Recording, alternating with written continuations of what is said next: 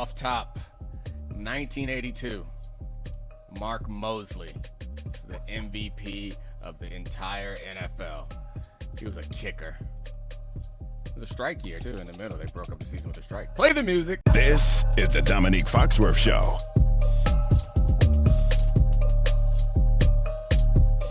What's up, Charlie? I was looking at MVPs just because I was reminiscing about when running backs mattered, and then I saw one kicker, and I was like, how the hell did this happen? And he wasn't even a good kicker. Like, he's not a Hall of Fame kicker. He didn't have a great kicking career, but he had one season that after week 2, they went on strike, and they came back, only played 9 games, but he ended up the MVP. It's a nice little, I guess, trophy to have, maybe. Tell your kids about it. No one believes it.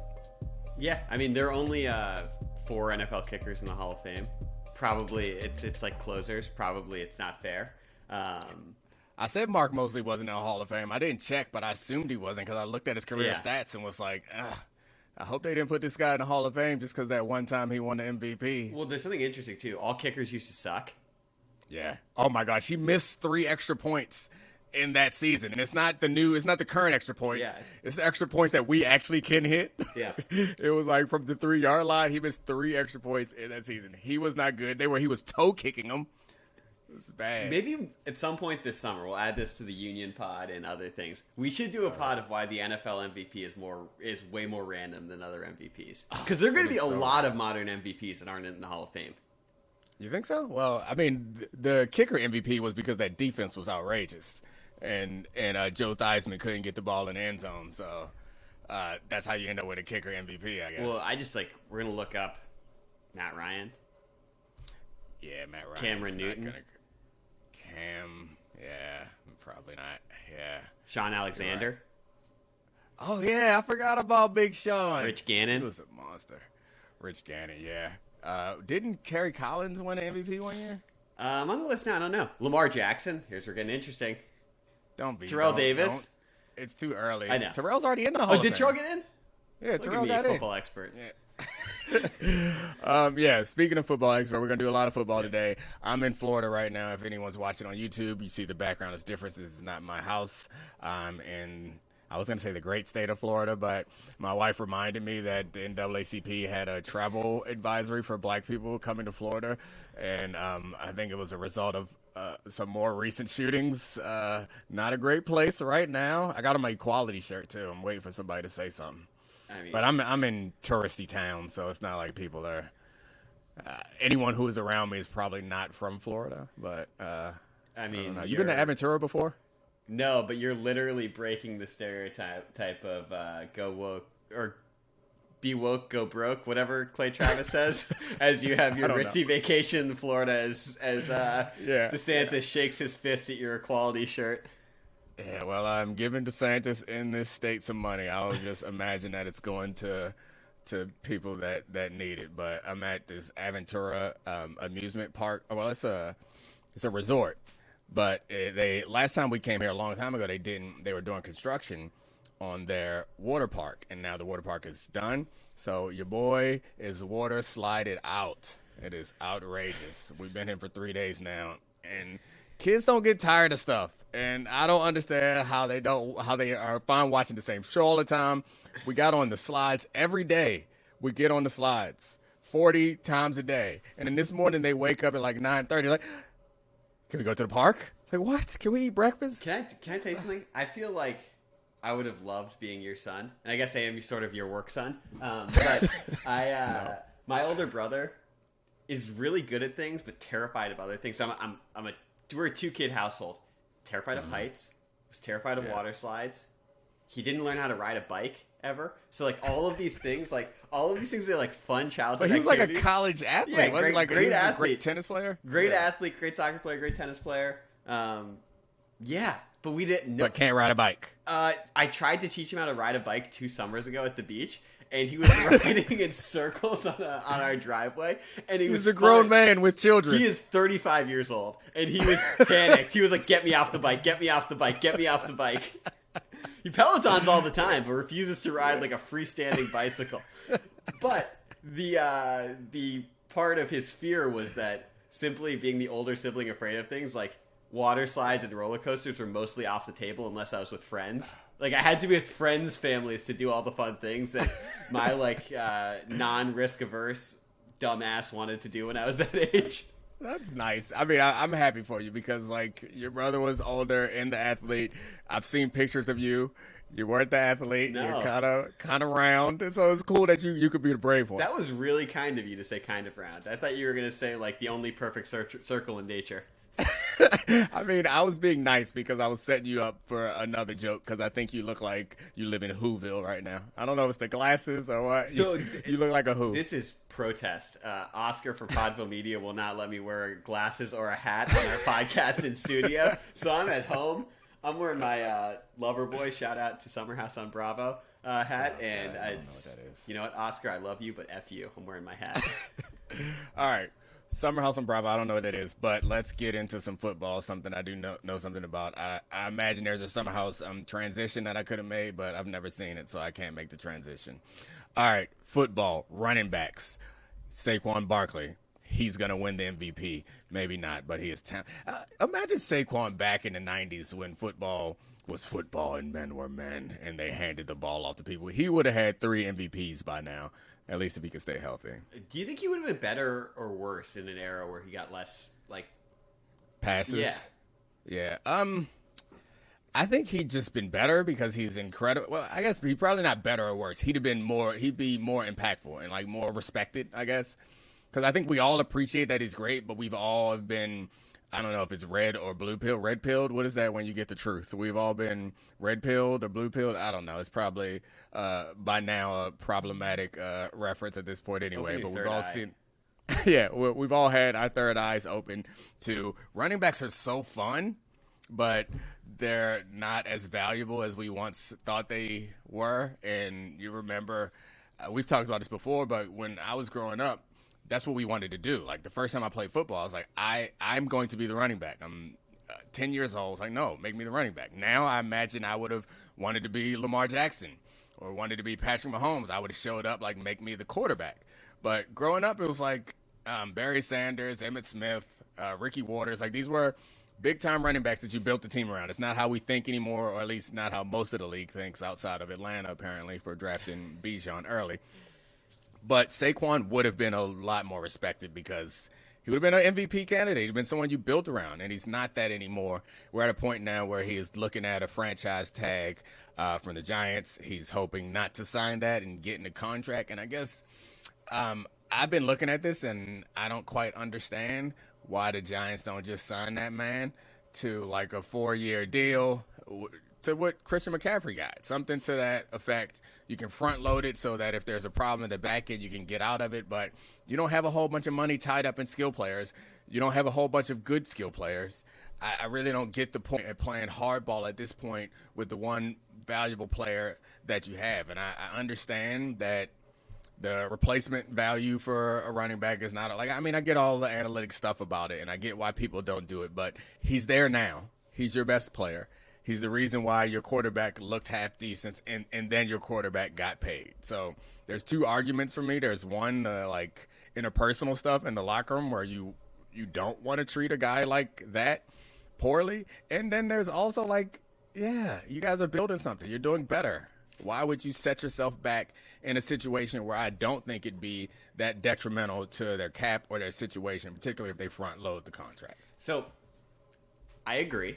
And I think that Saquon is a really, really interesting case. And I have a bunch of questions I want to ask because it's not just who he is as a football player, which is pretty unique with his physical skills, how big he is as a pass catcher, the fact that if he's in the open field, he's a tackle breaker. But, like, let's lay this out here.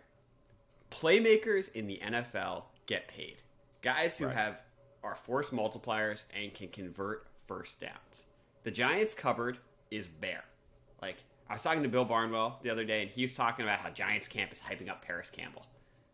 That is a sad state of affairs. If you're hyping up Paris Campbell, you're a sick. But the Giants faced the 3rd most stacked boxes in the NFL, and they were 3rd in EPA per play against those stacked boxes. They knew that the Giants' offense was get the ball to Saquon Barkley or have Daniel Jones run a read option. And they're really well coached, and they have some defensive talent, et cetera, et cetera. But they overachieved last year. They're in a really tough division, and they want to be better this year. They just signed Daniel Jones to $40 million. Part of being a good football team is getting your quarterback to succeed. Saquon Barkley seems like he is more important to Daniel Jones' success than any other player that they could sign or acquire, period, this offseason. Yeah, so I think your point about playmakers is an important one. It's like, yeah, you don't want to pay running backs, but you pay somebody who makes your team better, and that's the way that they probably should look at Saquon Barkley rather than think of him as a running back. Like, he's the only one that causes defensive coordinators to lose any sleep at night and causes them to scheme. And you've heard me say this before, is like, that's how you, in my view at least, that's how you build an offense. Is like, get good at something first, and then you force defenses to compromise themselves in order to stop that something. If it's a receiver that they have to double team, or a line, or a tight end that they can't cover, or a running back that they can't stop, you get them in a situation where we're like, man, we need to put an extra person here to stop that, and then that should make life easier and open other things up. Sorry, I cut you off. No, as you can say, doesn't the success of Brian Daboll, the success of the front office, the success of the team, as sad and simplistic as this is, doesn't that depend, and all of their job security depend on that Daniel Jones contract not being an unmitigated disaster? And isn't pretty much right now the only way we know for that to be a good contract and not an unmitigated disaster is to have a happy and productive Saquon Barkley next to him? And in that case, doesn't that break the paradigm of paying running backs? Like, this is about team success, not just being the black and white rule of don't pay this guy because he might break down. Yeah, I think you can definitely get caught up in trying to win the media cycle or win the battle, or making sure people like Bill Barnwell don't laugh at you for overpaying a running back. But I do think the big picture is the argument that I make for quarterbacks is, I think the most successful quarterbacks we have, it's about buying them time. Yeah. It's about giving them more time to develop. And normally quarterbacks go, or highly drafted quarterbacks go to a bad situation, and then they become busts because they get 2-3 years to show what they can do, and they have not had time to develop. All the good ones have had time to develop. And that's what I think you're buying with Saquon Barkley, is more time for Daniel Jones. They have committed. I hadn't even thought about that, is how that was the one that I thought they should have paid Daniel Jones too, but that was the decision that was actually the hard one. Right. Paying Saquon should not be the hard decision, especially for what the going rate for running backs are. That market is depressed. And he's 26, so a 4-year deal puts him right at 30, which is about the time you should move on. And if he falls off the cliff sooner than that, that's why you front load it, and then you can cut him for a small cap hit if for whatever reason he gets injured or is not as effective as he once was. And there are some running backs who kind of defy the odds, and Saquon is probably one of them. If you're looking at, he's a candidate for one of those type of guys that could continue to be good past the time you suspect him to be that good. But I do think that part of it is, I agree with the idea that maybe you don't pay, you don't extend a B-level running back, because they're like C-level running backs that you can get for damn near free around the league.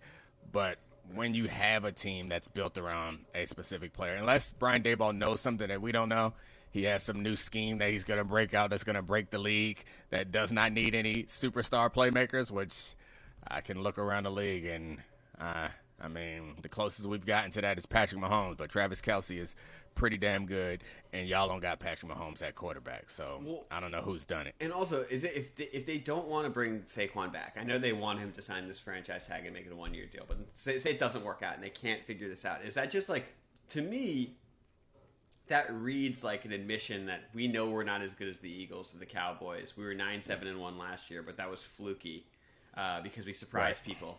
So it's not even worth it. But then if that's what you think, then why sign Daniel Jones? Right. That's the hard part for me to understand, is like, if you think you don't sign a quarterback, extend a quarterback if you think that he's not the guy or this is not the roster. That's the hard thing to find, is that position. Everything else, I think you can build around it once you have that position locked up. So once you signed Daniel Jones, to me, it seems like you believe that you are close enough to be competitive this year or next. And if you don't believe that, then let the rebuild begin. And why not? Why keep Daniel Jones in the first place? Yeah, either be pro tanking or pro Daniel Jones and Saquon Barkley. Isn't that right? No, I knew you were going to try to make it seem like I was making a taking argument. I'm not making a taking argument. I'm making a non-committal argument. You are taking yourself out of the quarterback shopping market once you lock one up. So. I'm actually completely with you. It's once you have paid a second contract to a quarterback and you don't have the flexibility of a rookie skill quarterback, you need to try and win with that guy. So from Saquon to Dalvin, is that what we do next? Sure, Dalvin let's do Cook. it. All right. So Dalvin Cook is a free agent. He's also a really talented running back, multi-time Pro Bowler. He's suggested that maybe him and DeAndre Hopkins could go to the same place. And I was giving it some thought. Where are the places that they could both go? Because that's interesting to consider. I'm not sure that it's something that will actually happen, but New England felt like a place that has a great defense and really could use both. Like Get they could DeAndre use Hopkins playmakers back with Billy O.B. with the butt chin himself. But they don't really have they got Devontae Parker. They don't really have a great receiving threat. And we know that they love to run the ball. And they don't have a game-breaking running back. So that's a spot that I think that both of the guys would fit in well together. I'm not sure about the whole Belichick of the situation. He's hard to predict because he had that one off season where he went in on free agents and got a whole bunch of free agents that nobody was really checking for. Like, it wasn't – they spent a bunch of money on a bunch of guys, I guess, but they didn't go for the big names. These are the two biggest names remaining. It feels very un-Belichickian, but – he's desperate. He's got to be desperate at this point to put together a competitive roster in a division that we think has a chance to be one of the tougher ones in football. So I like that as a spot. What do you think? So I'm not really sure that these guys actually moved the needle for teams. Like, I know Dalvin Cook had like the raw numbers last year, but was breaking off fewer explosive runs than ever. And I want to know your thoughts on someone like Hopkins, having played against receivers like this. You're setting me up. No, but he doesn't separate. He makes tough catches. So how You're setting me up. You're setting me up to be anti-Hopkins. I'm not. I just want to know how you would have valued him as a player. Would you have been like, that guy is unstoppable, or that's a guy I feel like I can cover? You're a good producer / co-host because you know my buttons. And I, this whole Hopkins time, I have been saying he's a great player. Yes, everyone should want DeAndre Hopkins. But in the back of my mind, I'm like, he's going to convert some third downs for you that you shouldn't convert, keep some drives alive. And he is someone that I think that offensive or defensive coordinators are concerned about. But what scares me is guys who one-man drives. And DeAndre Hopkins might be a one-man drive, but he's going to have to catch it 4 or 5 times to be a one-man drive. I'm talking about people who take the roof off the defense. That's what scares me. That's what I think of. And DeAndre Hopkins is obviously a true number one receiver, and he's going to make some contested catches. He's going to create a catch radius for your quarterback, where your quarterback's not even going to have to read defenses sometimes. Just throw it in Hopkins' area, whether he's covered or not. He's going to come down with it. So, like, I respect him as an asset, but it feels like his impact feels a lot more tight end-like than it does number one wide receiver-like, which is fine. But if you're paying him like a number one wide receiver, I want him to give me big plays. And the point that I make about players like him is we can live with it. You know, so like if it's probably not fair to compare him to Tyreek Hill. That's not fair, but he's a special receiver. But the point is, if we don't double this player on first down, we're taking a chance of giving up a touchdown. If we don't double Hopkins, we might give up 12 yards. All right, we'll line up and do it again, and we'll blitz. Okay, you catch it again, 12 more yards. We'll blitz again. Sooner or later, someone along that line is going to miss a block, and then we get a sack, and your drive is over. And I'd much rather have a player where we're like, where the defensive coordinator is like, maybe we can't blitz. I'm scared to blitz because if we blitz, then we don't have enough people to double here. Because if they pick up this blitz, or we miss a tackle on the blitz, or if something goes wrong, guess what? We're giving up 6 points. So it's hard for me to think of DeAndre Hopkins as that type of player because he hasn't been that type of player. He's caught some pretty impressive Hail Marys, and obviously he has big plays. But if I am looking for a receiver to build around, it's going to be a guy who is Tyreek Hill-like, someone who is going to make the big plays. And that's just not how I think about DeAndre Hopkins, especially at this point in the career. Am I wrong? No, not at all. I do have a couple teams, one good and one funnier. Okay, let's go. So, first of all, I think you're totally right. I thought this about Hopkins for a while. I always thought that was a weird, even though that was a weird fit with Kyler Murray, who, in theory, like, the broken plays where someone just turns up the field seems like something that should be really valuable with him. I kind of want them both in Buffalo. Yeah. I want because that's going to make Stephon Diggs really happy, who apparently is upset about his role in the offense now. That's what it is. Yeah. I don't really. Maybe he didn't like he was getting too many balls thrown his way. I don't really get that. But Hopkins is like a 2.5 receiver, like him and Gabe Davis. Like their skill sets combining to be a number 2 receiver is much more interesting to me, especially with Dalton Kincaid. And also, I would love an all Cooks backfield, Dalvin and James Cook, like together. Like it would be great.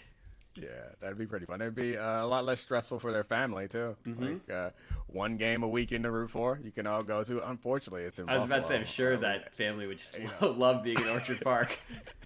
8 of them, at least 8 games in Buffalo, probably more because they're gonna get a home playoff game probably. But yeah, at this point in career, star players like that, I do think that being competitive really matters, and I'm not sure that they look at Daniel Jones and see a Super Bowl champion quarterback. While that defense in New England is really good, or Daniel Jones, not Daniel Jones, Mac Jones. Mm-hmm. While that defense in New England is really good, the quarterback is unproven, I think is the nicest way you can say it. And that offense situation is unstable, even though they brought in Cheney Magoo.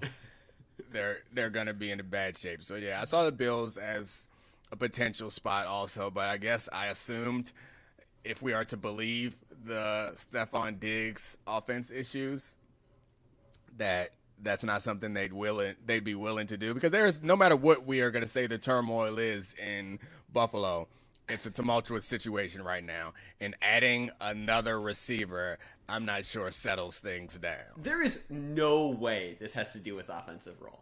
Yeah, I know. We all know this. This is, if we are to believe that, then there are 2 situations that, other than that, he could conceivably be happy in the entire NFL, and that is in Cincinnati or Kansas City. Yeah, it's possible that he just is getting the ball too much. That's what he's upset about. He's like, I don't like too much, so please bring in DeAndre Hopkins because I need him. Is this like the anti-Keyshawn Johnson? I'm actually a flashlight. I'm not a star. Make me Wayne Corbett. Throw them the damn ball. Yeah. The running back situation is interesting, though. Are you arguing that the problem with their running game is the running back? Because it's interesting that you think that Dalvin Cook helps their running attack after you kind of just took some shots at him as an explosive No, player. I just like the idea of brothers playing together. You and your brother playing together wouldn't have gone quite as well. Funny story about that. We played like a tennis tournament when he was 13 and I was 10. And he actually made me crouch by the net post, and he played singles against the tough team in doubles on every single point that was like high leverage. He was just go crouch by the net post. He just didn't want you to have to take the clutch shot. He was just like, any ball that you hit gives us less of a chance of winning this point. Like those are the analytics of the situation. He sounds like a sweet guy. He really is. He's so nice. Now? Oh, yeah. Or he just, when he gets competitive, was he always nice? Now he's like anti-competitive. He's just super nice. hanging out. At the time, he was just like, he wanted to win. He had the heart of a champion. 13-year-old boy. So I'm kind of a star down here. It's pretty funny. I didn't take into account that it's my demo. It's Dad's. Oh, yeah. So, like, I don't stand in a line without having a full-on conversation about somebody's takes. People coming up to me. My kids think I'm, like, a real celebrity. My 7-year-old's like, this morning we went down, and it's probably 9:30 to probably 11 o'clock. We're just riding stuff. And she's like, Daddy, you got a lot of recognizers today. Because that's what I just say to her, because, like, guys will walk over and just like, hey, what's up? Love your work, man. Give you a fist pound, but don't want to talk to you necessarily. But then other guys want to talk to you. And she started counting. She's like, there are a lot of recognizers today, Daddy. I was like, yeah, I guess. Yeah. Your dad's a real big deal amongst the potbelly crew. A lot of tummies out here. I feel Make me like want to do abs. You play real well with the dads who can like watch Get Up either on the way to work or have it on in their office in the background, and they just are like, "Ooh, football! My team is about to be talked about." It's very specific. Like I can tell who's going to be my crew from a distance. It's like people who make enough money that they can or have high enough jobs that they have a TV in their office and leave it on all the time, and people who don't work. Yeah. These are the or your barbershop or airport people. Oh, I'm big with the airport. Anytime I go to the airport, I don't have to wait for nothing. Just like, hey, what's up? How do you play with college kids? I feel like I watched a ton of ESPN in college. It was just on if I wasn't playing video games. Yeah, I don't think so anymore. I think college kids are completely like, you know, like what's it? They're on TikTok. What's it called? Unplugged, not unplugged. Cord cutters. That's it. I'm sounding older and older. I mean, they are cord cutters, so I don't think they really watch a whole bunch. I get the younger kids though. Yeah, there's a bunch of like teenage boys who I think, I guess not teenage, like 12, 13. I get a lot of that, and I am the coolest dad around here. But I think Ashley got annoyed with me because I started doing abs in the middle of the park because I was looking around. And I'm not there yet, but I was like, I'm not getting there. There's some people here who are too fit, which like I judge them too. Like, hey, you don't got no time to be a damn dad. What do you do for a living? Like, how you that ripped at 38, 40 years old? What is going on? That bothers me. But then I see some dads out there who have clearly let themselves go. And I'm like, nah, this ain't going to be me. I'm about to do some planks right here in the middle of the park. We're thinking 4 abs is the ideal amount post 30. I don't know. Like, I'm fine with, I think I don't have 4. I think I have like a faint 6 outline of 6. You're you know? A top 1%er. No, but I'm saying like if you look, you're like, you got to look hard. You're like, oh, that guy had abs at one point. It was like the remnants of abs at one point. But if you have 4 strong ones, I don't mess with you. It's a lot of plastic surgery down here too, which is it's rough when you see a dad with a pot belly and then a mother of 4 kids looking like she's 25. Like, God, what is happening over there with all types of fillers in their face and whatnot? But hey, it's a look. Looks good on you. Yeah, I mean, you don't ever have to get ugly. You just got to get richer. That's what they say, right? Yeah, I'm fine with getting ugly. Oh yeah, same. It's just gonna happen. And richer, that'll be fine too. You hear that, Christina? Pay me more because you obviously make all the big decisions. Appreciate everybody. Thank you, Charlie, for doing this. Christina Buswell, I appreciate it. Sarah Abbott, awesome. Adi Khan, thank you. Bye. This is the Domonique Foxworth Show.